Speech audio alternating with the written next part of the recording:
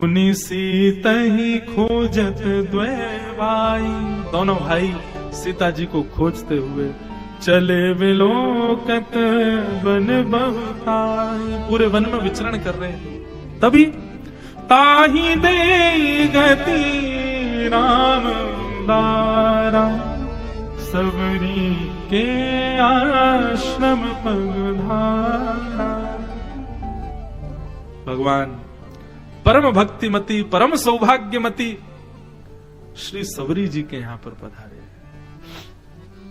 आहा, सबरी देखी राम ग्रह आए, मुनि के वचन समझ जिय भाई।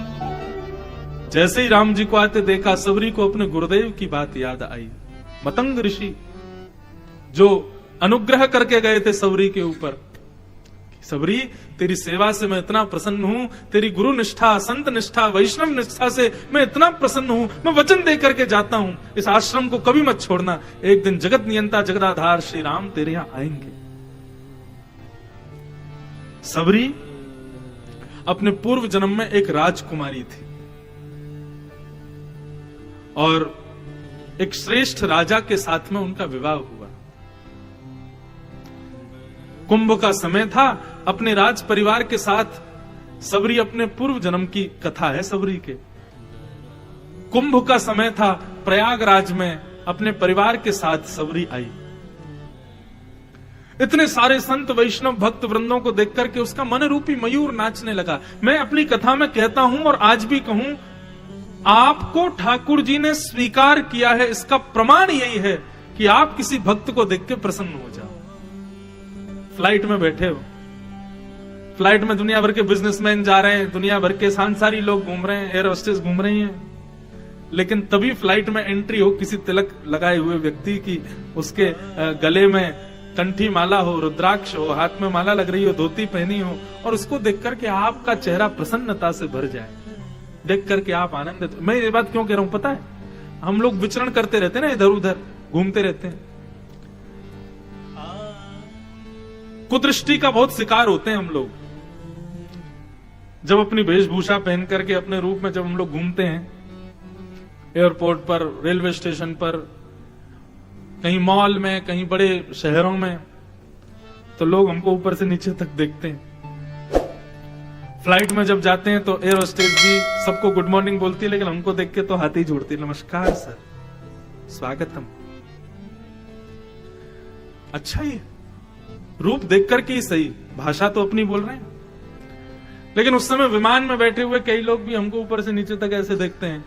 लेकिन बहुत कम ऐसा होता है, कई बार कोई परम भक्त, अब आजकल तो टीवी वगैरह पे आ जाते हैं, सोशल मीडिया पे लोग देखे तो कई पहचान के लोग मिल जाते हैं, वो देख के बड़े प्रसन्न हो जाते हैं। अरे महाराज जी, हम आपकी कथा सुनते हैं, बड़ा आनंद आता है, एक सेल्फी ले लो भैया, सेल्फी लो। तो कभी कभी मन में भाव आता है कि कोई, कई बार ऐसा होता है एयरपोर्ट पर, कहीं पर व्यक्ति विचार नहीं करता मैं कहां खड़ा हूं, जैसे ही हम वहां पहुंचते हैं, लाल जी हाथ में होते हैं, तभी देखते हैं नीचे कोई दंडवत लेट के धरती पर, एयरपोर्ट पे प्रणाम। उसको देख करके पता है मन में क्या भाव आता है, कोई प्रणाम करे ऐसी इच्छा नहीं हमारी, लेकिन किसी को इस प्रकार इस स्थिति में प्रणाम करते हुए देखते हैं तो मन में एक ही भाव आता है, जा भैया, तो को कान्हा ने स्वीकार कर लियो, तो को ठाकुर जी ने स्वीकार कर लियो। क्यों? क्योंकि एक भक्त को देख करके तुम प्रसन्न हो रहे हो, तुम्हारा हृदय द्रवित हो रहा है, आनंदित हो रहा है।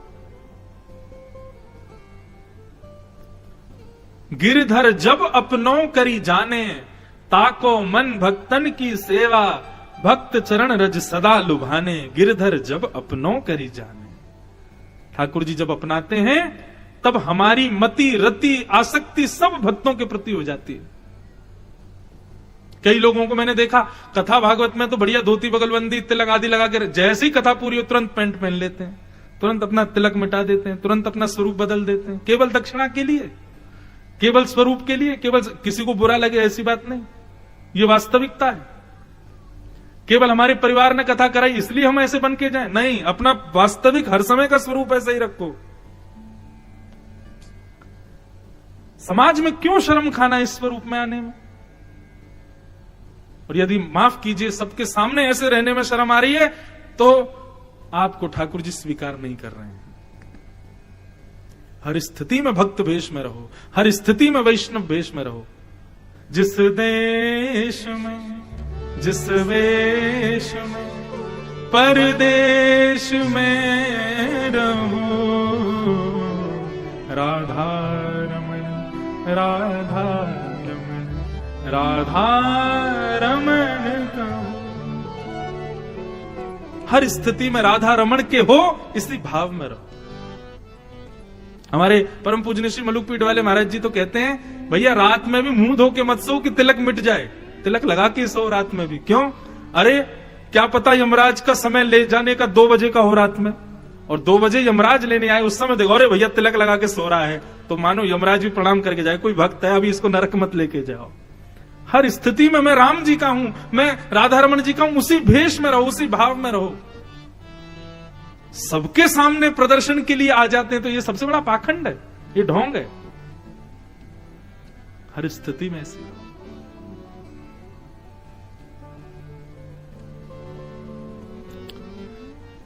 क्या भाव कह रहा था मैं? सबरी पूर्व जन्म की राजकुमारी थी, प्रयागराज गई और वहां जाकर के जब संतों को देखा तो सबरी का मन रूपी मयूर नाचने लगा, आनंदित हो गया। और आनंदित होने के बाद उसने अपने परिवार के लोगों से कहा, मैं बहुत दान करना चाहती हूं, इन सबको कुछ दे के जाना चाहती हूं। राज परिवार के लोगों ने कहा, अरे ऐसे कैसे दान कर दोगे? 2-4 लोगों को कर दो, बस सबको दान करना है। बोले, अरे हम पर इतना है तो सही, क्यों ना हम बांटते हुए चले, सबको दे के जामे, सबको आनंदित करके जामे। लेकिन राज परिवार ने मना कर दी। सबरी को इतना कष्ट हुआ, इतना दुख हुआ कि आज संतों के यहां पर हम कुंभ में आए हैं केवल आडंबर करने के लिए, दिखाने के लिए कि देखो राज परिवार आया है, दान दक्षिणा के नाम पर कुछ नहीं कर रहे हैं, इन वैष्णवों को प्रसन्न नहीं कर रहे हैं। राज परिवार पूरा जैसे ही गंगा स्नान के लिए गया, सबरी बोला, सबरी ने मन में विचार किया, ऐसे परिवार में रहना धिक्कार है, जहां वैष्णव संत सेवा ना होती हो। गंगा जी में प्रवेश करते ही सबरी ने अत्यंत गहरे जल में जाकर के अपने प्राणों का त्याग कर दिया पूर्व जन्म में। और दोबारा जब जन्म हुआ, वैष्णव सेवा के लिए प्राण परित्याग कर दिए, संत सेवा के लिए। और जब पुनर्जन्म हुआ तब एक कोल भीलों के राजा के यहां पर उनका जन्म हुआ। बन के कोल भीलों के यहाँ, राजाओं के यहाँ उनका जन्म हुआ, धीरे धीरे बड़ी हुई, तब भी वैष्णव स्थिति थी उनकी। अंते या मति सा गति, अंत में मरते समय हमारी जैसी मति होती है, जैसी बुद्धि होती है, मन में जो चल रहा होता है, अगला जन्म में भी वही मिलता है। वैष्णव सेवा उनका परम लक्ष्य था, संत सेवा, साधु सेवा, इसके भाव से उन्होंने प्राण त्याग किए। तो अगला जन्म उनको मिला कोल भीलों के यहाँ, लेकिन फिर भी मन में यही भाव था कि संत सेवा करनी। जैसे ही थोड़ी युवा अवस्था प्रारंभ हुई, सबरी का ब्याह किया गया और बारात के स्वागत में उनके पिताजी ने, कोल भीलों के राजा थे, असंख्य बकरों का सर धड़ से अलग कर दिया बारात के स्वागत में। ये बात जैसी सबरी को पता चली कि पिताजी आपने इतने निर्दोष जानवरों को क्यों मार दिया? बोले, बेटी हम लोग कोल भील हैं, इससे हमारा उत्सव बनता है, उत्साह पूर्ण होता है। भाई लोग में चर्चे बनते, अरे कितने जानवर मारे उसके ब्याह में, इतने मरे, तब होती है बात, अरे हाँ वाह वाह भाई बहुत बढ़िया। जैसे हमारे उत्तर प्रदेश के कई इलाके ऐसे हैं, वहां पे कितनी बंदूक चलाई, उससे पता चलता है कि ब्याह कितना अच्छा हुआ। आप लोग भी अनुभव किए होंगे। अब शहरों में तो नहीं होता, लेकिन कई जगह ऐसी हैं, उत्तर प्रदेश में भी और बिहार में भी, और कई हमारे पूर्वांचल, पूर्व की तरफ जाओगे तो वहां पर दिखावे कोई ब्याह समझते हैं। कितनी बंदूक वो गोली चलाई, उससे पता चलता ब्याह कितना बढ़िया हुआ। अरे कहने को तो ये होना चाहिए, उसके ब्याह में कितने वैष्णव आए, कितने संत आए, कितने महापुरुष पधारे, कितने कितने वैष्णवों ने, कितने तीर्थ पुरोहितों ने आकर के आशीर्वाद दिया वर वधू को, तो समझो ब्याह बढ़िया हुआ। बंदूक चलाने से क्या होता है? सबरी बोली, पिताजी ये उचित नहीं था, आपने इतनी जीव हिंसा कर दी। और तू चुप रहे, तू नहीं जानती हमारे यहां का रीति रिवाज है। अभी कहीं मेरा एक इंटरव्यू हुआ तो वहां पर मैंने एक अर्थ किया हिंदू शब्द का, और अर्थ क्या था? हिंसया दूयते हृदयम यस्य स हिंदू। हिंदू तो ही शब्द का अर्थ हुआ हिंसा से।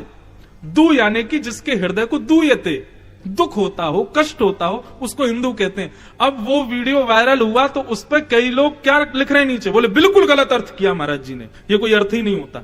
अनेक लोग इस बात को कह रहे हैं कि महाराज जी गलत कह रहे हैं। मतलब मुझे ये बोलना चाहिए था जिससे हिंसा से जिसके हृदय में आनंद आ जाता हो वो हिंदू। अरे हिंदुओं का स्वभाव पता है क्या है? बीच रोड पर यदि किसी जानवर को मारा जा रहा हो, अन्य पंथ आदि के लोग उनको कष्ट ना हो, लेकिन हिंदू यदि देख लेगा तो कष्ट से उसका हृदय द्रवित हो जाएगा। इस बात को स्वीकार नहीं कर पा रहे लोग, हम लोग। अरे हमको अहिंसा परमो धर्म वाला क्यों बता दिया? हिंदू नहीं है, हिंदू ऐसे नहीं होने चाहिए, अपने धर्म के उसके लिए बल उठाना चाहिए, ये कर। अरे सब करो, लेकिन अपने स्वभाव को कहां ले जाएंगे हम? हमारा स्वभाव है दया करना। कहीं पर भी थोड़ी भी किसी के ऊपर हिंसा हो रही हो, ये हिंदुओं से देखा नहीं जाता। ये अच्छी बात है कि बुरी बात है? अब लोग इस बात पर नेगेटिव कमेंट डाल रहे हैं, उस पर मुझे ज्यादा कोई दिक्कत नहीं, लेकिन स्वभाव है भाई हिंदुओं का, उनको हिंसा से पीड़ा होती है। हमको हिंसा पसंद नहीं है। हम सदैव चाहेंगे सब प्रेम से रहें, सब आनंद से रहें। हाँ, वो बात अलग है धर्म के लिए अपने देह के। जब रावण ने पूछा कि तुमने मेरे बगीचे क्यों उजाड़े, हनुमान जी से पूछा, तो हनुमान जी बोले भैया भूख लगी थी, अब बानर स्वभाव है इसलिए उजड़ गए। अच्छा, बानर स्वभाव से तुमने उजाड़, मेरे सैनिक क्यों मारे? बोले वो मुझे मार रहे थे इसलिए मैंने उनको मारा। स्पष्ट लिखा है मानस में। बोले पहले उनने मारा अपनी रक्षा के लिए, तब मैंने उनको मारा। पहले हनुमान जी ने हाथ नहीं उठाया। अपनी रक्षार्थ सब लड़ते, लेकिन हिंदुओं का स्वभाव है शीतलता, ज्यादा रोष क्रोध ना करना। यदि हिंसा स्वभाव हिंदुओं का होता तो राम जी जिस दिन जानकी जी का हरण करके रावण लेके गया, उसी दिन बाण छोड़ देते, रावण कहीं जाता। जब वो इंद्र के पुत्र, क्या नाम था उसका, जयंत को तीनों लोकों में भगा सकते हैं, तो वन में बैठे बैठे रावण को तीर नहीं मार सकते थे? हनुमान जी को भेजा, अंगद को भेजा, सबको भेजा, जाके रावण को समझाओ, ज्ञान से ही समझ जाए तो युद्ध तक ना पहुंचे। क्यों? क्योंकि हिंसा करना हमको प्रिय नहीं है। जब हर स्थिति में नहीं माना तब हिंसा की, तब युद्ध हुआ।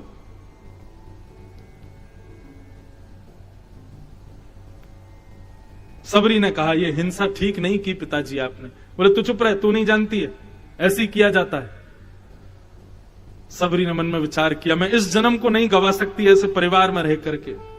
और अपने ब्याह वाले दिन ही अर्धरात्रि में सबरी घर छोड़ करके चली गई वन में। वन में जाकर के कितने दिन तक पेड़ों पर रही, फल खा करके रही, विचरण करती रही, नदी के जल से अपनी प्यास बुझाती। तभी मतंग ऋषि का आश्रम दिखाई दिया। सबरी ने भीतर प्रवेश नहीं किया, एकांत में रहती थी। और जैसे ही पूरे दिन तो दर्शन करती थी छुप करके संतों का, रात्रि में संत प्रसादी आदि पाकर के उस प्रसादी के जो उच्छिष्ट रहता था उसको जीव जंतुओं के लिए एक तरफ रख देते थे। सबरी वहीं जाकर के उच्छिष्ट संतों का पा लेती थी। और रात्रि में जब सब संत सो जाते थे तब आश्रम में जाकर के झाड़ू लगाना, सब व्यवस्थित कर देना। उसको सब पता था कौन से महात्मा कब हवन करते हैं, कहां जाते हैं, संध्योपासन करते, सबकी व्यवस्था करती थी छुप करके। सबके बर्तन रख देना, यहाँ पर अग्नि की व्यवस्था कर देना, लकड़ी काट करके ले आना, तुलसी पत्र पुष्प आदि सब जाके व्यवस्था कर देना। और जैसे ही ब्रह्म मुहूर्त होता, संतों के उठने का समय, सबरी तुरंत भाग जाती, पेड़ के ऊपर कहीं जाकर के वहां से दर्शन करती। संत महात्मा कहते भैया ये कौन करके जाता है? इतनी साफ सफाई, ये लकड़ियों की व्यवस्था, पुष्प तुलसी आदि कौन करके जाता है? 2-4 दिन तक तो आश्चर्य करते रहे, लेकिन एक दिन मतंग ऋषि बोले कि ये कोई संत हृदय प्रेमी ही करता होगा। आज मैं सोने का नाटक करूंगा, सोऊंगा नहीं, रात्रि में देखूंगा कौन करता है। रात्रि में जैसे ही सब सोए और जैसे ही सबरी ने प्रवेश किया, आकर के सब सेवा आदि करने लगी, झाड़ू पोंछा, बर्तन सब लगा दिए, सब लकड़ियां ला के रख दी, पुष्प आदि सब कर दिए। इतने में ही मतंग ऋषि उठ करके आ गए। कौन हो तुम? सुन करके भाव विचलित हो गई, चरणों में गिर गई, रोने लगी, महाराज मुझे क्षमा कर दे। और अपना पूरा वृत्तांत बताया कि मैं कैसे ग्रह त्याग करके आई हूं, पर मैं क्या करूं, मेरा स्वभाव है, संत ऋषि महात्मा इन सबकी सेवा में मुझे सुख लगता है। मतंग ऋषि बोले कहां रहती हो तुम? वृक्ष के ऊपर। मतंग ऋषि के नेत्र सजल हो गए। बोले देवी तुम्हारी सेवा से मैं बहुत प्रसन्न हूं। वैसे तो हम संन्यास धर्म में हैं, पर फिर भी मैं तुमको अपनी पुत्री रूप में स्वीकार करता हूं। और एक कुटिया बना करके उनको दे दी। कई संतों ने विरोध किया इस बात का, लेकिन मतंग ऋषि जानते थे ये परम पवित्र है, इसका हृदय अत्यंत पवित्र है। बंधुओं, हृदय पवित्र होता ही सेवा से है। मैं आपको सत्य बताऊं, आप सब जानते हैं कि हमारा हृदय कैसा है। भले ही दुनिया के आगे आप कितना भी दिखाओ कि आप बहुत सरल हो, बहुत सहज हो, बहुत अच्छे हो, बहुत बढ़िया हो, बहुत नीके हो, लेकिन अंदर ही अंदर सब जानते हैं कि हमें कितनी कमियां हैं, और सब चाहते भी हैं कि वो कमी हमारी ठीक हो। ऐसा नहीं है संसार का कोई व्यक्ति ना चाहे, सब चाहते हैं। क्या करें? संतों की सेवा करो, संतों को प्रणाम करो। भगवान की सेवा से मति भले ही सुधर जाए, लेकिन जो मति की दूषितताएं हैं उनको जितना जल्दी संत सेवा शुद्ध कर देगी, उतनी जल्दी भगवत सेवा शुद्ध नहीं कर पाएगी। एक प्रकार से ये समझ लो, जैसे चेहरे पर ग्लो लाने के लिए एक से एक साबुन होते हैं। आप साबुन की दुकान पर गए, जाकर बोले भैया बढ़िया वाला साबुन दो। बोले कैसा वाला दूं? 10 रुपए का, 50 का, 100 का, 500 का, 150 का, कौन सा वाला चाहिए बताओ? साबुन 10 रुपए वाला भी है, साबुन 500 वाला भी है, लेकिन 10 रुपए वाले साबुन में क्या है? बोले हो सकता है खाल वाल फट जाए, साफ तो होगा लेकिन वो निखार नहीं आएगा। और 500 रुपए वाले साबुन बोले एक बार लगाओगे 2 दिन तक महकता रहेगा, ये ग्लो निकल के आएगा, लाल गाल हो जाएंगे तुम्हारे, धन होगा तो वही ले लोगे। ठीक वैसे भैया भगवत सेवा और भक्त सेवा, कान पकड़ के बोलूं, भगवत सेवा तो 10 रुपए वाला साबुन है और भक्त सेवा 500 रुपए वाला साबुन है। यदि भक्त सेवा करोगे निखार जल्दी आएगा, क्योंकि एक एक गुण पर आप स्वीकार करेंगे मेरी बात। भगवत सेवा में सब प्राप्त होता है, लेकिन दीनता नहीं प्राप्त होती। लेकिन जब आप किसी अन्य भक्ति की सेवा करते हो तो आप दीन हो जाते हो, आप झुकना सीख जाते हो, आप दीन वत्सल हो जाते हो, और दीनता ही पवित्र करती है। सबरी अत्यंत पवित्रा है, मतंग ऋषि ने उसको स्थान दिया। अनेक दिनों तक अपने गुरु की सेवा करती रही। एक दिन अत्यंत वृद्ध अवस्था हो गई और जैसे ही प्राण निकलने लगे, मतंग ऋषि की सेवा करने लगी सबरी। तब मतंग ऋषि ने सबरी का हाथ पकड़ा और कहा, तुम्हारी सेवा से मैं बहुत प्रसन्न हूं, तुम्हारी सेवा से मैं इतना आनंदित हूं। देवी बिटिया, मैं तुझे आशीर्वाद देता हूं, तेरी सेवा का फल यह मिलेगा कि साक्षात श्रीमन नारायण जब राम रूप धारण करके आएंगे, अपनी पत्नी को खोजते हुए जब वो वन में विचरण करेंगे, तब एक संत के तपस्या के बल पर तुझे पर यह कृपा होगी कि श्री राम जी तेरे ऊपर अनुग्रह करने के लिए यहां आएंगे। बस तू इस आश्रम को कभी छोड़ना मत। और ऐसा कहकर के मतंग ऋषि वहां से प्रस्थान कर गए। तब से रोज इत्र छिड़कती है, गंगा जल का छिड़काव करती है और गोबर को लीपती है, रोज फल तोड़ तोड़ करके लाती है, ला करके एक पात्र में रखती है और प्रतीक्षा करती है कि मेरे राम जी आ रहे होंगे, मेरे रघुनाथ जी आ रहे होंगे। सब लोग इधर देखो, कथा सुनो, मेरे राम जी आ रहे होंगे। और रात्रि में जैसे ही राघव नहीं आते तो समस्त फलों को भाव से ठाकुर जी को अर्पित कर देती। बोले आप कहीं व्यस्त होंगे, अभी आए नहीं होंगे, अभी क्या पता, अभी कोई क्रम बना नहीं होगा, लेकिन मेरे गुरु के वचन पर मुझे अटल विश्वास है, आप जरूर पधारेंगे नाथ। कितने वर्ष प्रतीक्षा करी इसका कोई आंकड़ा नहीं है। सैकड़ों वर्षों तक सबरी ने प्रतीक्षा की भगवान की, और रोज उसी उत्साह से व्यवस्था करती है कि राम जी आ रहे होंगे। झाड़ू लगा के आती है मार्ग में, कभी उस पर इत्र छिड़क करके आती है, कभी कोई नया मार्ग दिख जाता तो 2-3 नए मार्गों को एक साथ साफ करती, क्या पता कहां से आ जाए। पूरे भवन को दीपावली की तरह रोज सजाती है। हम तो साल में एक ही बार सजाते हैं राम जी आ रहे होंगे, लेकिन उसकी तो रोज की दीपावली थी सबरी की। रोज नाचती, रोज नई नई व्यवस्थाएं करती, आज राम जी आएंगे, आज राम जी आएंगे, आज राम जी आएंगे। उसका उत्साह देखो। और आज गुरु आज्ञा परिपूर्ण हुई, जैसे ही देखा नीलमणि की कांति, अपने जटाओं को ही जिन्होंने मुकुट बना रखा है, ऐसे कमल नयन भगवान धनुष बाण हाथ में लिए अनुज के साथ चलते हुए सबरी के यहां आ रहे। आहा,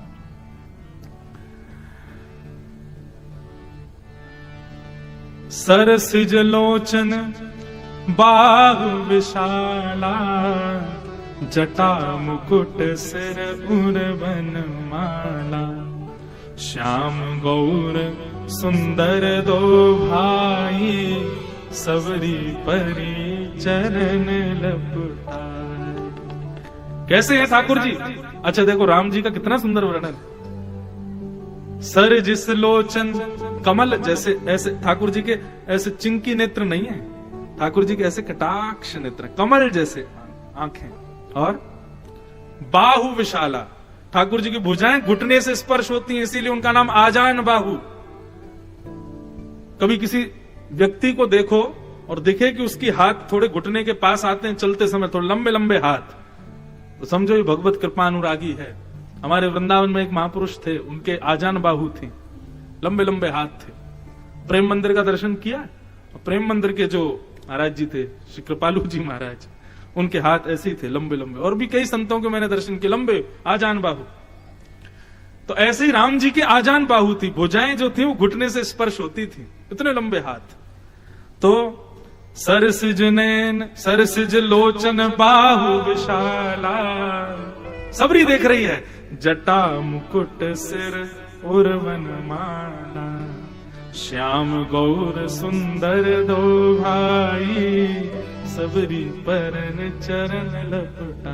ओहो, सबरी तो नाचने लगी आज। आज मानो ऐसा लग रहा हो कि सबरी के हृदय रूपी अनेक वर्षों के प्रतीक्षा के अंधकार में आज सूर्योदय हो गया हो। नाचने लगी, गाने लगी। मेरी झोंपड़ी के भाग आज खुल जाएंगे, राम आएंगे। मेरी झोंपड़ी के भाग आज खुल जाएंगे, राम आएंगे। मेरे झोंपड़ी के भाग आज खुल जाएंगे,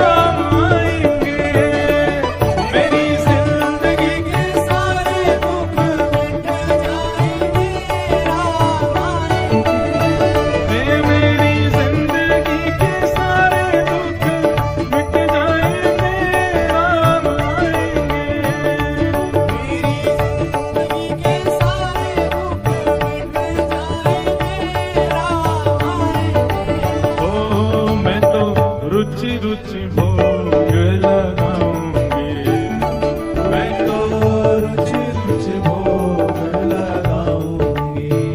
ओ माखन मिश्री में राम को खिलाऊंगी, माखन मिश्री में राम को खिलाऊंगी।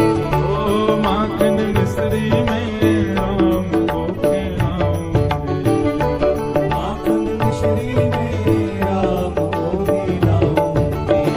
ओ प्यारे प्यारे राम लखन संग आज आएंगे, राम आएंगे, प्यारे प्यारे राम लखन संग आज आएंगे, राम आएंगे।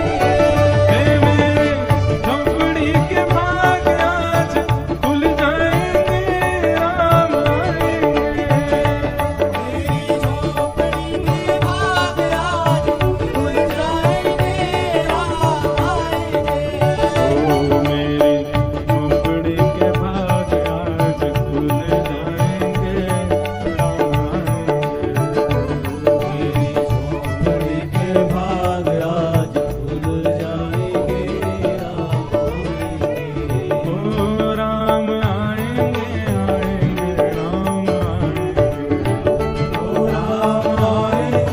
आएंगे, राम आएंगे, राम आएंगे, आएंगे, राम आएंगे। हे राम आएंगे, आएंगे,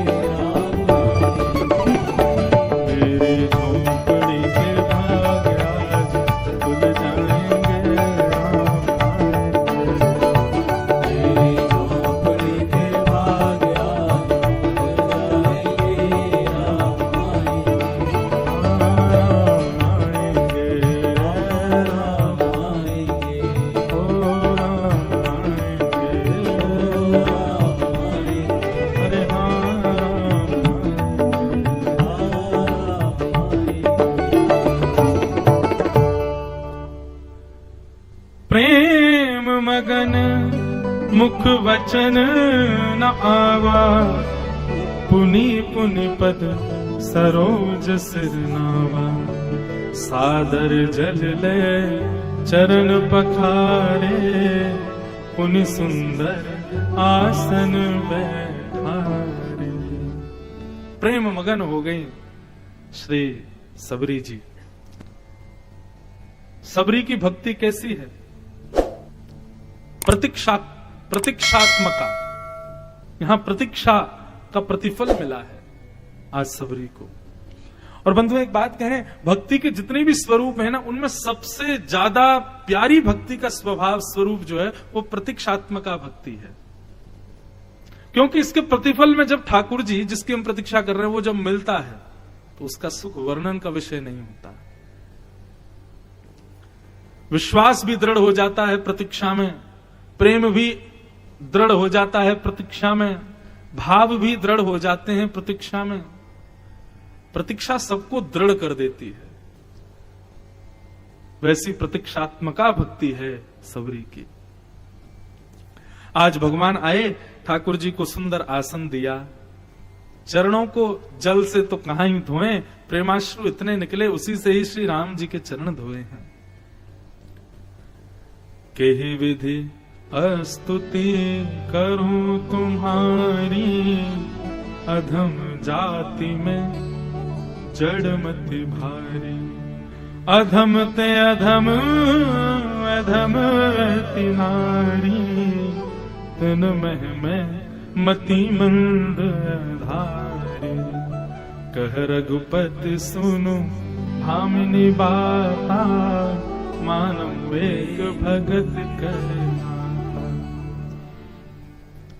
सबरी कह रही है, नाथ किस प्रकार से मैं आपको वंदन करूं, किस प्रकार से आपका स्वागत करूं, जैसे जैसे मानो सुध नहीं है।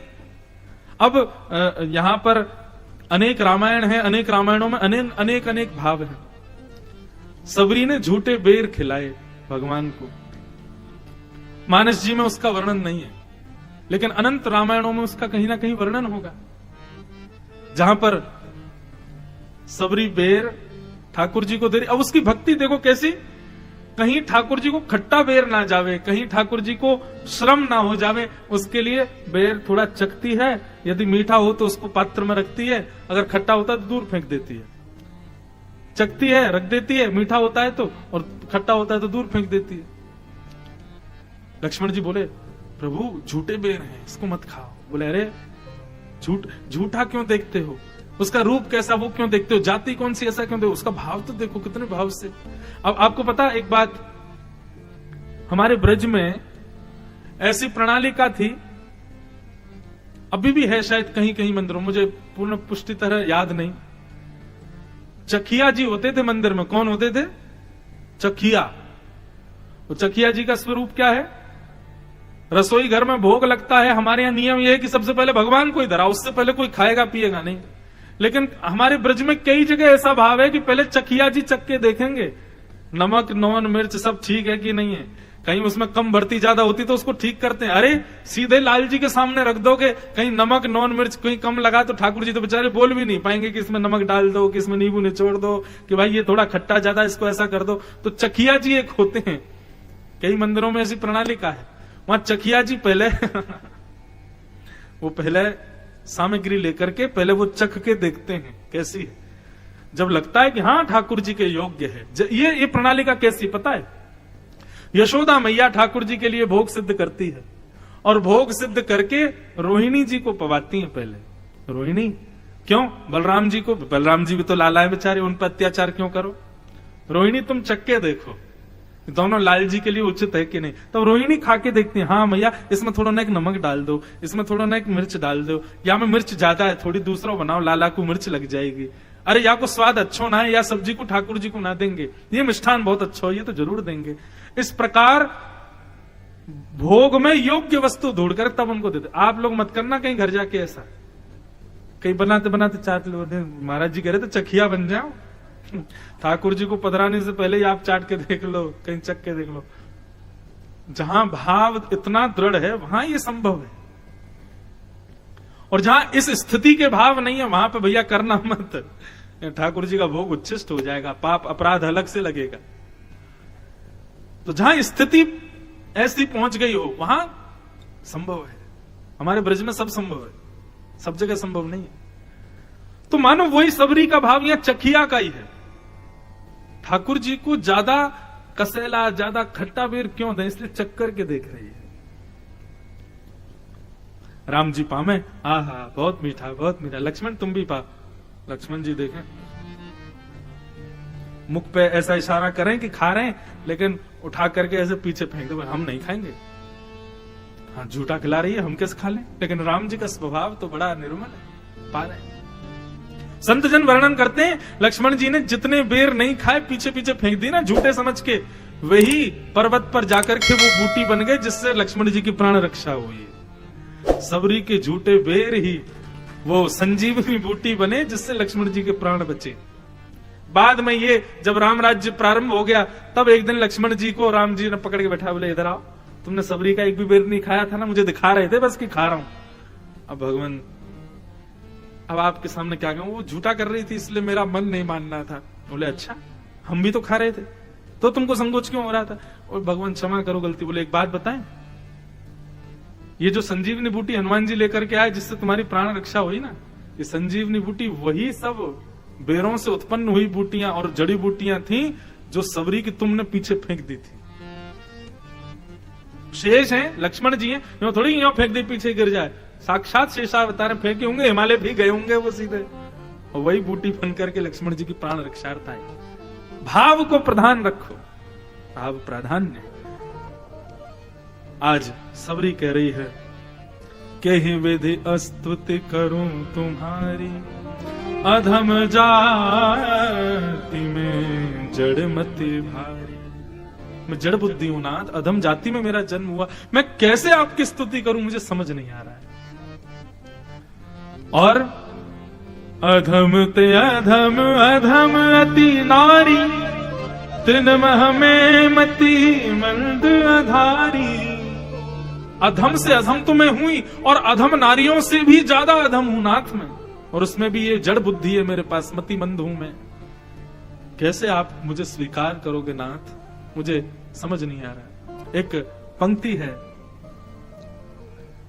नफरत है जिनसे तुम्हें सदा, उन्हीं अवगुणों में मैं हूं बधा।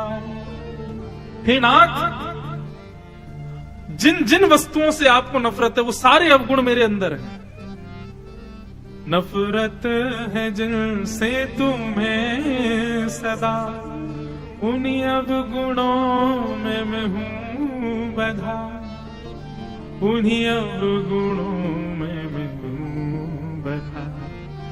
है कुटिलता है, कपट भी है, छल भी है और अभिमान है, फिर राम कैसे शरण मिले, इस सोच में मेरे प्राण है। न तो रूप है न तो रंग है, ना गुणों की कोई भी खान है, फिर राम कैसे शरण मिले, इस सोच में मेरे प्राण है। ना तो हम रूपवान है, ना कोई गुण हमारे अंदर है, ना कोई योग्यता हमें ऐसी ऐसी दिखाई देती है जिससे कि नाथ आप हमको स्वीकार करो। विचार करना बंधु, कभी एकांत में बैठ करके, अब कल तो चले जाना है तो क्या करो, समुद्र किनारे जाके बैठना और खुद से पूछना, क्या मैं वास्तव में योग्य हूं ठाकुर जी के? कोई गुण मेरे अंदर ऐसा है जिससे ठाकुर जी मुझे स्वीकार करें? एक भी नहीं है बंधु। मैं व्यासपीठ पर बैठा हूं, मैं अपने लिए ही कह रहा हूं, आप लोगों की तो बहुत दूर की बात नहीं है। हम लोग इतने गुणवान कैसे मिल जाएंगे ठाकुर जी? सबरी की स्थिति देखो, सामने राम जी बैठे तब भी कह रही है मैं बहुत अधम हूं नाथ, मैं कैसे आपका गुणगान गाऊं, कैसे आपको प्रणाम करूं, कैसे आपकी सेवा करूं, मुझे नहीं पता। तब राम जी कहते हैं, कह रघुपति सुन भामिनी बाता, मानौ एक भगति करनाता। हे भामिनी, हे सुंदरी, हे सबरी, कौन किस जाति में जन्मा है, कैसी बुद्धि है, कैसा स्वरूप है, कैसे विचार है, कैसे भाव है, इनसे मेरा कोई मतलब नहीं। पर मैं संबंध केवल एक ही नाते से बनाता हूं कि वो भक्त है कि नहीं, उसके अंदर भक्ति है कि नहीं। केवल मुझे एक भक्ति ही प्रिय है। प्रहलाद जी श्रीमद् भागवत में कहते हैं, न दानम न तपो निज्य न शौच्यम न व्रतानि च प्रियते मलया भक्त्या हरिरन्यद विडंबनम। आप बहुत दान करो और आपको लगे कि महादेव मुझसे खुश हो रहे होंगे, मैं इतना दान करता हूं, कभी खुश नहीं होते। न दानम न तप, आप कोई हिमालय पर जाकर घर परिवार छोड़ के तप करने लग जाओ, सोचो महादेव खुश हो रहे होंगे, राम जी खुश हो रहे होंगे, कोई प्रसन्नता की बात नहीं, वो उससे प्रसन्न नहीं होते। यज्ञ यानी कि यज्ञ, बहुत यज्ञ करने से राम जी खुश होते होंगे, नहीं। न शौच्यम, बहुत पवित्र रहने से, दिन में 3 बार नहाते हैं, सुबह उठते ही नहाते हैं, फिर मध्याह्न में भी नहाते हैं, रात में सोने से पहले भी नहाते, इतना पवित्रता रखोगे राम जी खुश हो जाएंगे? कभी नहीं होंगे। और अंतिम बताया, न व्रतानि च, 30 दिन के महीने में 20 दिन आप व्रती व्रत करो, मंगलवार का व्रत, सोमवार का व्रत, एकादशी का व्रत, प्रदोष का व्रत, इसका व्रत, उसका व्रत, सोचो ठाकुर जी खुश हो जाए? नहीं होंगे। न व्रतानि च। प्रहलाद जी कहते हैं, केवल प्रियते अमलया भक्तिया, निर्मल भक्ति यदि आपके अंदर है तो श्याम सुंदर प्रसन्न हो जाएंगे, श्याम सुंदर आनंदित हो जाएंगे।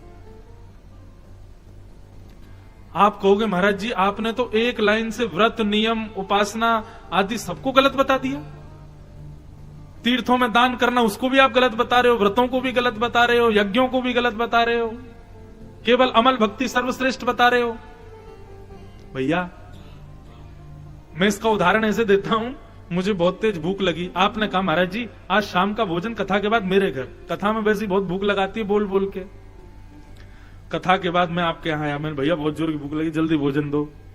आप बोले जी महाराज जी चांदी की थाली, ये लो चांदी कटोरी में पनीर की सब्जी, आलू की सब्जी, बैंगन की सब्जी, ये सब्जी वो सब्जी, और सब्जियों से पूरी थाली भर दी मेरी।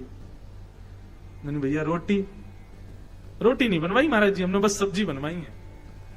मैं कहूंगा यार तुमने तो बहुत बुरा किया हमारे संग, इतनी भूख लगी तुमने केवल सब्जी खवा रहे हो। अत्यंत भूख लगने पर अनंत प्रकार की सब्जियां दे दो, क्या भूख मिटेगी? लेकिन अत्यंत भूख लगने पर कोई सब्जी ना हो, आप कहो महाराज सब्जी तो सब बच्चे खा गए, हम पे केवल रोटी और नमक है, आप कहो तो दे दें, पेट भरेगा कि नहीं भरेगा?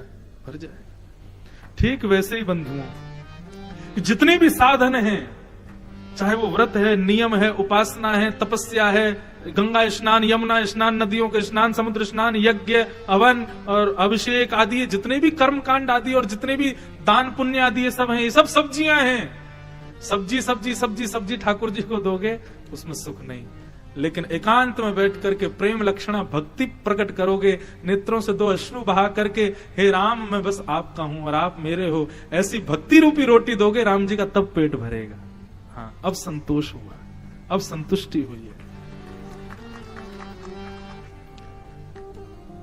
जाति पाति कुल धर्म बढ़ाई, धन बल परिजन गुण चतुराई, भगतहीन नर सोहई कैसे।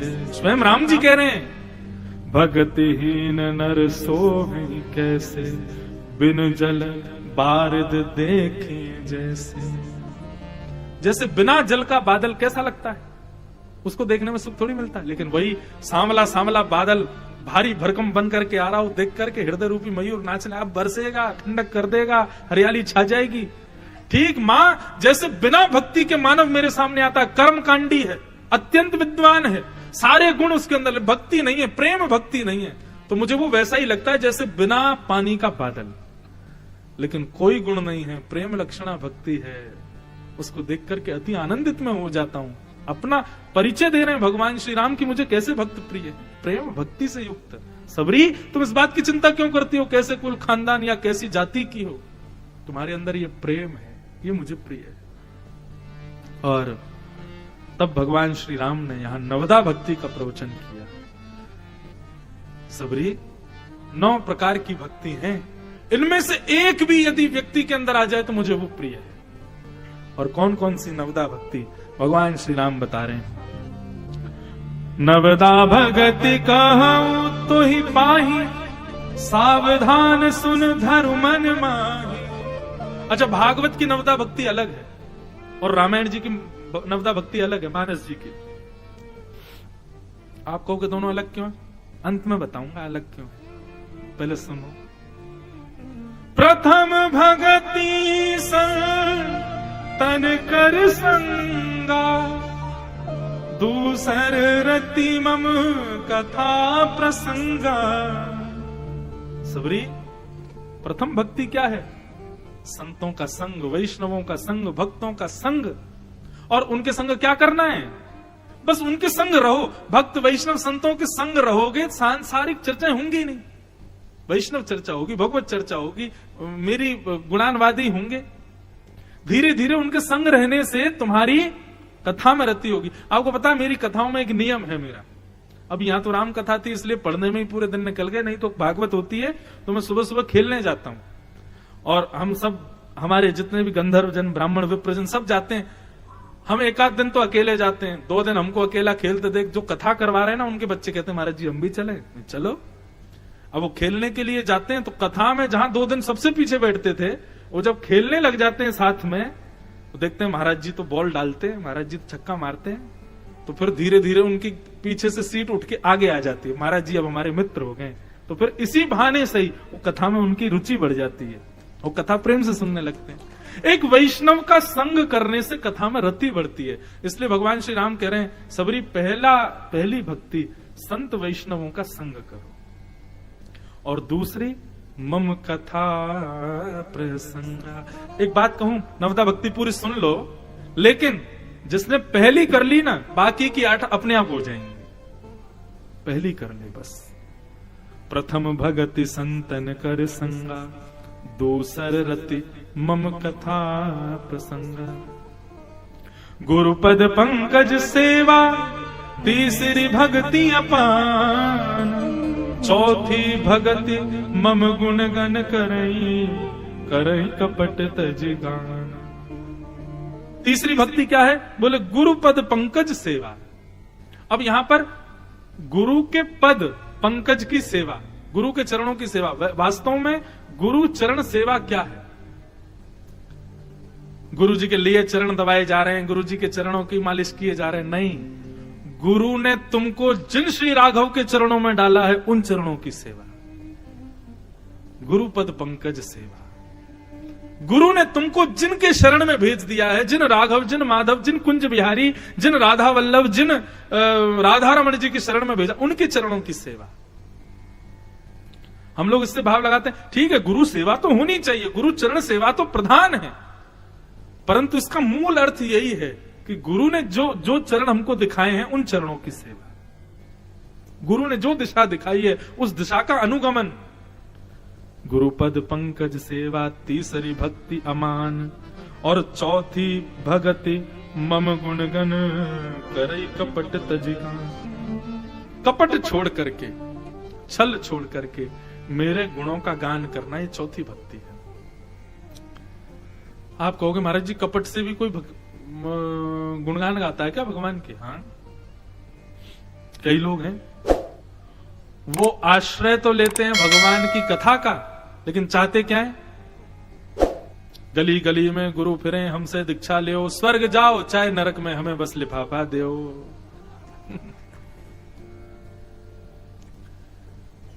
कई भगवत चर्चा करने वालों का एक ही लक्ष्य होता है, एक नहीं अनेक लक्ष्य होते हैं।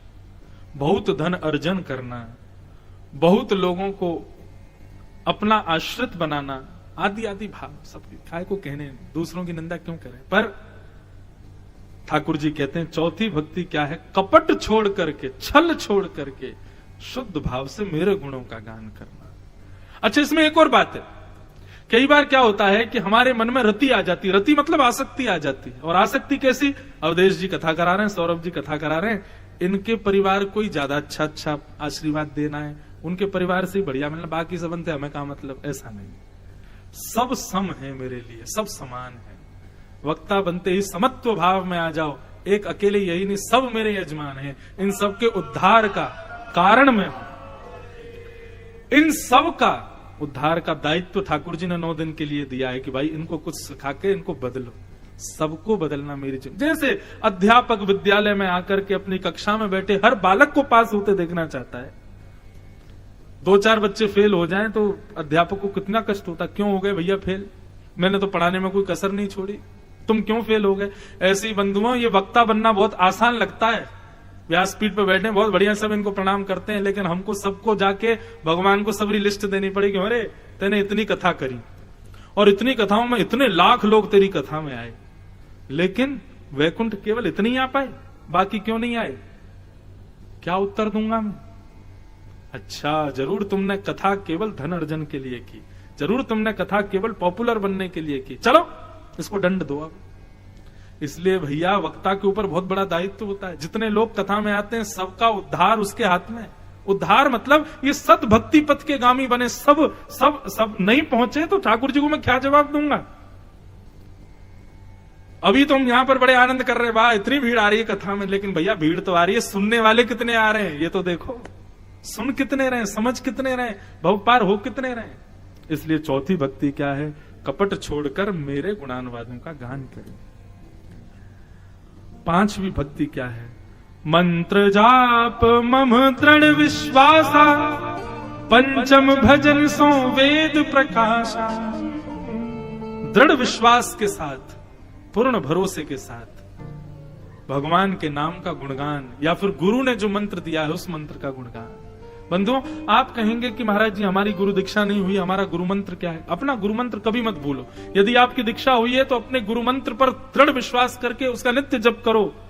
लेकिन आप कहो कि हम पर तो गुरु मंत्र है ही नहीं, अरे जरूरी थोड़ी मंत्र कोई यो बना के दिया जाएगा, भगवान के नाम से बड़ा कोई मंत्र नहीं है। आज हमने प्रारंभ कथा में जो कीर्तन गाया, महादेव सतत जपत मंत्र नाम नाम, निराधार को आधार एक राम नाम। राम, इससे बड़ा गुरु मंत्र क्या हो? काशी में महादेव, जितने काशीवासी बैठे हो, महादेव काशी में मंदिर के अंदर केवल सुबह रहते हैं ब्रह्म मुहूर्त में जब मंगला आरती होती है, बस मंगला आरती कराने में महादेव चले जाते हैं। वहां से कहां जाते हैं? मणिकर्णिका पे जाकर के बैठ जाते हैं, हाथ जोड़ के ऐसे बैठे रहते हैं। जितने शव आते हैं, जैसी चिता पर उनका शव रखा जाता है, कान में जाकर के महादेव राम उच्चारण करते हैं,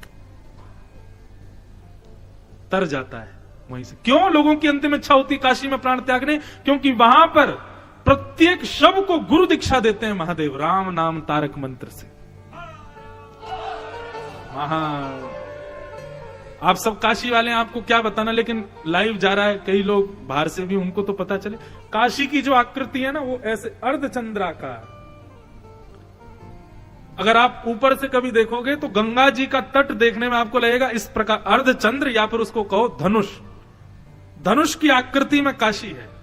इस प्रकार से चंद्र रूप में गंगा जी वहां से जाती हैं, और बिल्कुल उस चंद्र आकार, धनुष आकार के बिल्कुल मध्य में बैठे हैं विश्वनाथ भगवान। और जहां विश्वनाथ बैठे वहीं पर मणिकर्णिका घाट है। और वहां पर जब व्यक्ति जाता है अंतिम संस्कार के लिए, तो धनुष के मध्य में कौन गया? व्यक्ति रूपी बाण, और गंगा रूपी प्रत्यंचा खींच करके राम नाम मुख में बोल करके तार देते हैं महादेव। वो है काशी। तो ऐसी काशी में तो राम नाम ही सबसे बड़ा गुरु मंत्र है। भगवान कह रहे हैं, मंत्र जाप मम दृढ़ विश्वास, मुझ में दृढ़ विश्वास करके। बंधुओं, मंत्र शब्द नहीं है, मंत्र साक्षात राम है। ये नाम साक्षात राम है। एक संत कह रहे थे, हम जब राम बोलते हैं तो हमारी जीव कौशल्या बन जाती है, हम जब कृष्ण बोलते हैं तो हमारी जीव यशोदा बन जाती है। क्यों? क्योंकि नाम नहीं, कृष्ण ही प्रत्यक्ष प्रकट हो रहे हैं। कृष्ण बोलते ही, राम बोलते ही राम ही प्रकट हो रहे हैं। और राम और कृष्ण को प्रकट कौशल्या और यशोदा ही कर सकती है, हमारी जीव में सामर्थ्य नहीं। विश्वास के साथ मेरे नाम को गाओ, ये 5वीं भक्ति है। और 6वीं भक्ति क्या है? छठ दमशील विरत बहु कर्मा, निरत निरंतर सज्जन धर्मा। शीलता और अच्छा स्वभाव, ये 7वीं भक्ति, 6वीं भक्ति। अब ये शील और शुद्ध स्वभाव, निष्कपट स्वभाव, ये सब संतों के संग रह के, तो मैंने पहले ही कह दिया है, पहली भक्ति आपने कर ली, बाकी सब अपने आप हो जाएंगे। ये 6वीं भक्ति है। कभी किसी का बुरा मत चाहो, किसी के साथ छल मत करो, किसी के साथ बुरा मत करो। इंद्रियों पर निग्रह करो, अपनी इंद्रियों की इच्छाओं को दबाओ। बंधुओं, इंद्रिय निग्रह करने वाला भी भक्त है, जो अपनी इंद्रियों को जीते। आपको सत्य बताएं, यहां तो कुर्सी पर बैठे हो आप लोग, लेकिन कहीं की कथा होती नीचे बैठना पड़ता है। एक आसन पर बैठना, एक आसन पर 4 घंटे बैठ के कथा सुनना, यह भी इंद्रिय निग्रह करने वाले का ही लक्षण है। जो बार बार मचले, बार बार उठे, बार बार जावे, समझो इंद्रिय निग्रह नहीं है उसका।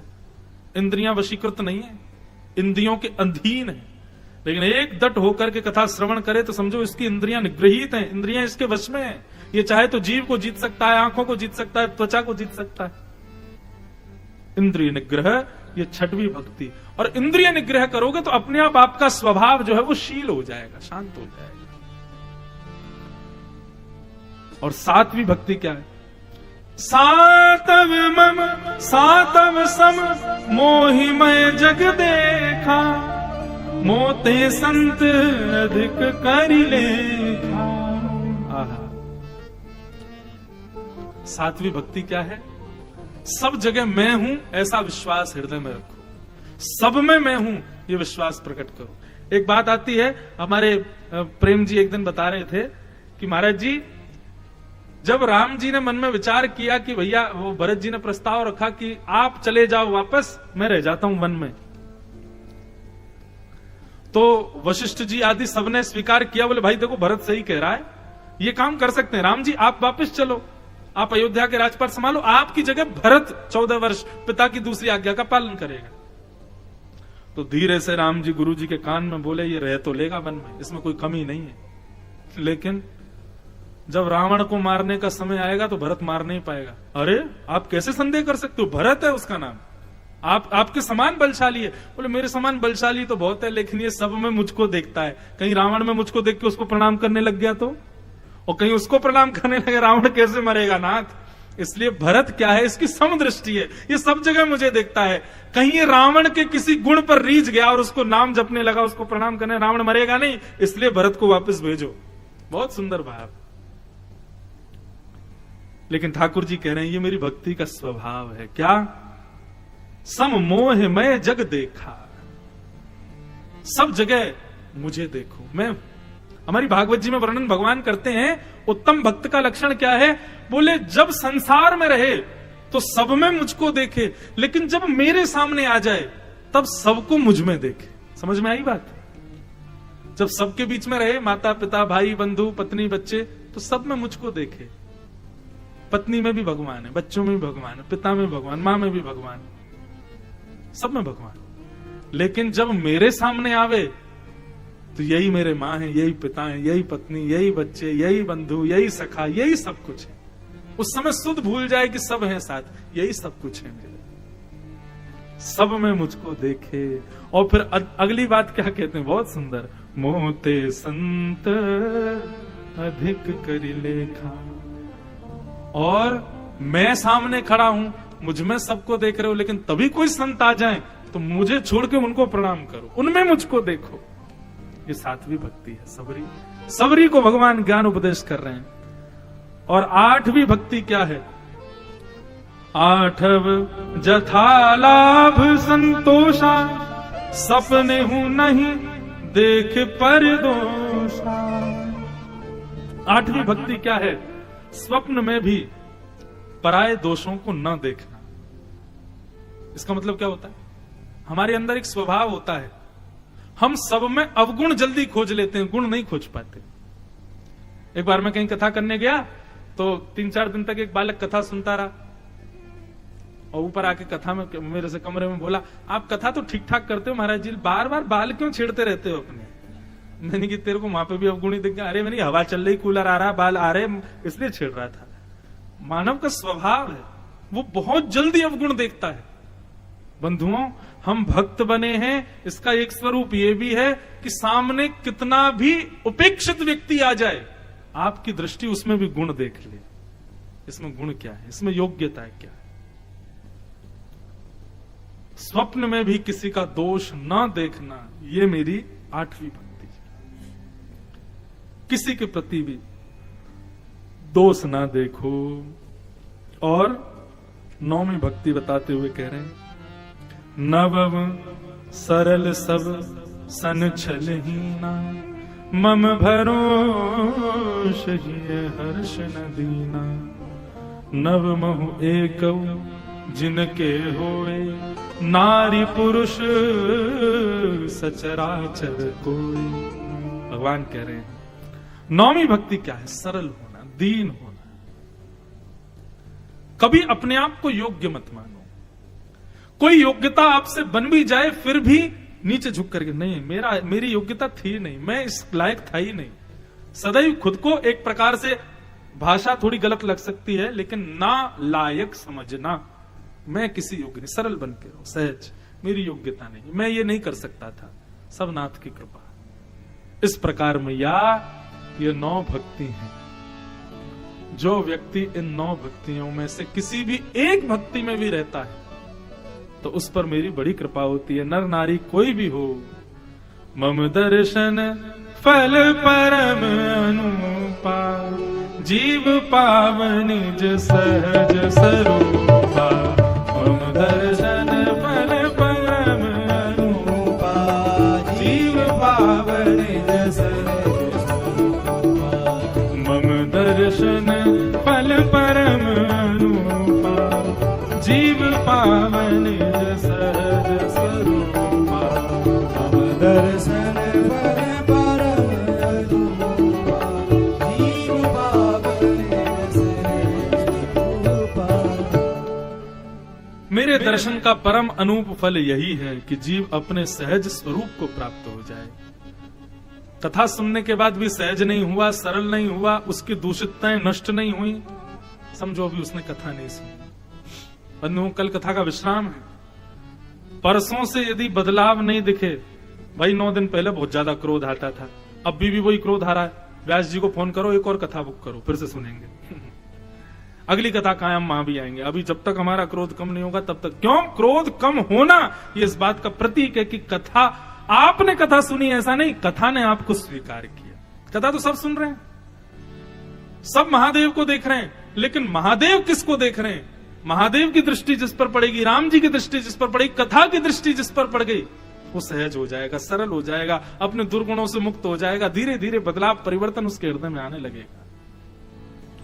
यही मेरे दर्शन और कथा सुनने का फल है सबरी, कि व्यक्ति अपने सहज स्वभाव में आ जाए, अपनी दूषितताओं का त्याग कर दे। यदि वो कथा सुनने के बाद भी वैसा ही है जैसा पहले था, तो उसने कथा नहीं सुनी, उसने केवल समय व्यर्थ किया वहां जाकर के। मेरे दर्शन करने के बाद भी वो वैसा ही रहा जैसा आते समय था, तो समझो उसने दर्शन नहीं किया है, केवल पाषाण देख करके चला गया है। मेरी भक्ति के फल हैं सबरी, मैं तुम्हारी भक्ति से बहुत प्रसन्न हूं। यदि एक भी भाव किसी के अंदर प्रकट हो जाए तो वो मेरी सहज प्राप्ति कर लेता है। कहीं कथा सकल विलोक हरि मुख, हृदय पद पंकज धरे। कहीं कथा सकल विलोक हरि मुख, हृदय पद पंकज धरे। तजी जोग पावक दे हरि पद, लीन भई जई नहीं फिरे। तजी जोग पावक दे हरि पद, लीन भई नर विविध कर्म अधर्म बहु, मत शोक प्रद सब त्यागहु। नर विविध कर्म अधर्म बहु, मत शोक प्रद सब त्यागहु। विश्वास करि कर दास तुलसी, राम पद अनुराग हो। विश्वास करि कर दास तुलसी, राम पद अनुराग हो। विश्वास करि कर दास तुलसी, राम पद अनुराग हो। विश्वास करि कर दास तुलसी, राम पद अनुराग। बोलो भक्त वत्सल भगवान की जय। भगवान के मंगल शब्दों को सुनकर के जैसे ही राम जी ने अपना प्रवचन पूर्ण किया, सबरी नेत्रों से अश्रुधार गिर रहे थे सबरी के। भगवान ने अनुग्रह किया, कृपा की। जैसे भगवान आगे को बढ़ने लगे, सबरी ने समाधि लगाई और उस सांवली मूर्त को जो सामने बैठी थी उसी को अपने हृदयस्थ करते हुए सबरी ने अपने योग बल भक्ति की ज्वाला से अपने पंच भौतिक शरीर का परित्याग कर दिया और भगवान में जाकर के विलीन हो गए। मेरी दृष्टि में जो मैं कथा कहता हूं ना, कुछ भक्तों को मैंने चुना है जिनका अंत मुझे अति प्रिय लगता है, जिसमें पहले नंबर पर आते हैं भीष्म पितामह, दूसरे नंबर पर, आधे तो नंबर तो कोई नहीं, सब समान ही है, लेकिन फिर भी दूसरे नंबर पर भक्त वृत्रासुर। भागवत में